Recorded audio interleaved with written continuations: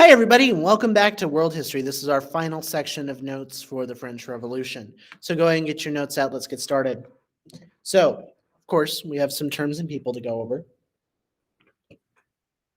So we have a plebiscite, or a popular vote by ballot, the Napoleonic Code, which we'll talk more about later on. But all you guys need to know for now is a code of laws created under Napoleon.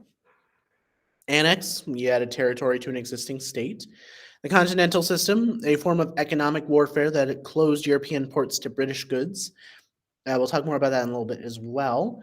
Guerrilla warfare, I believe we've talked about that before, that uses hit and run raids. A scorched earth policy, when the movement of an army includes burning crops and villages to make it difficult for an enemy to follow.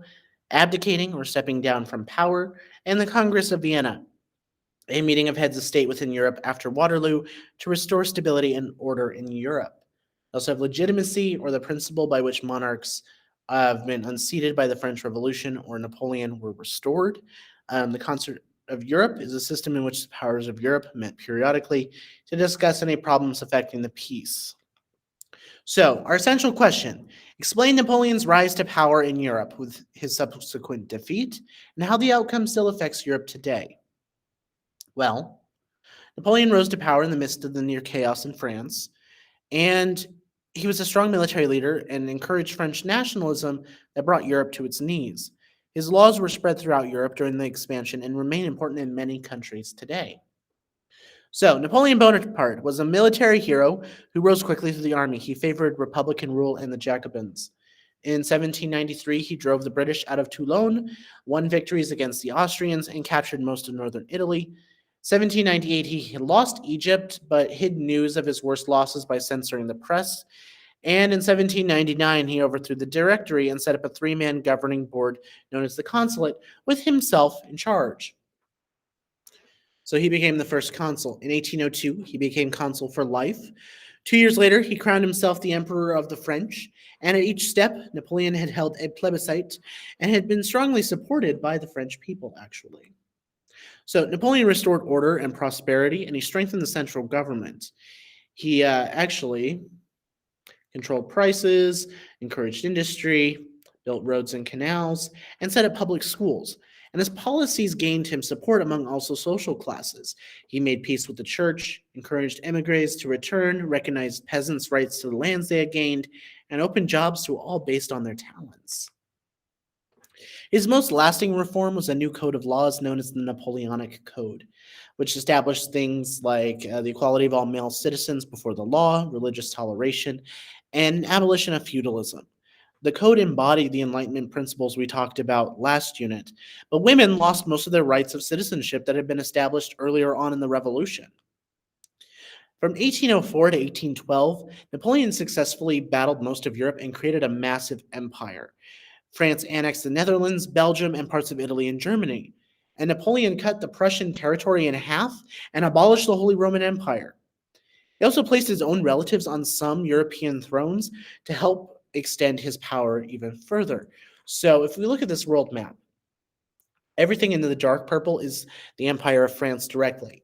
Everything in the light purple are states that are dependent on Napoleon. So most of Italy, Spain, Switzerland, Austria, major chunk of Prussia as well. Red is states allied with Napoleon, so places like over here and up here, and everything in green are those that are rallied against Napoleon, so places like Russia, England, Portugal, the island of Sicily. Now, Britain was the only major European power to remain outside of Napoleon's empire. The British Navy had smashed the French fleet in the Battle of Trafalgar in 1805, ending Napoleon's plans to invade Britain. Napoleon then imposed the continental system to close European ports to British goods, trying to wage an economic war. Blockades created some hardships, but Britain was able to maintain its trade routes in India and the Americas. And they were like, well, we're fine. Don't need that. Many Europeans who had welcomed the ideas of the French Revolution saw Napoleon and his army as repressors. In Spain, people resisted reforms that undermined the king and the Catholic Church, and nationalism in occupied countries created revolts and patriotic resistance through hit-and-run guerrilla warfare tactics. Now, Napoleon's disastrous invasion in 1812 of Russia was a turning point in the Napoleonic Wars.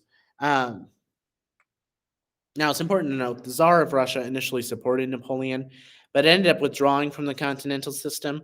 And when Napoleon attacked, the retreating army used a scorched earth policy. They burned everything and made it impossible for Napoleon's army to survive on what they had left. And like I've said previously, the Russian winter is not fun.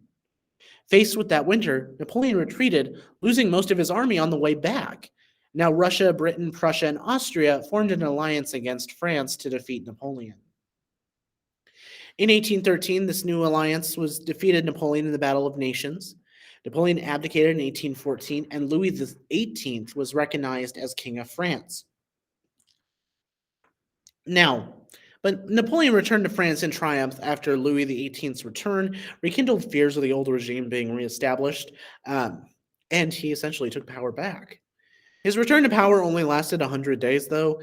In June of 1815, British and Prussian forces dealt him a crushing blow at the Battle of Waterloo in Belgium. He was forced to abdicate again, and this is the final defeat and exile of Napoleon and ended the period of the French Revolution. Let's talk about his legacy a little bit, because it didn't affect just France, it affected the rest of Europe and the Americas. Within France, things like the Napoleonic Code, expanded suffrage, and rights to property and education for more citizens were major legacies for Napoleon. Abroad, it failed to make Europe into a French empire, sparked nationalist feelings across Europe.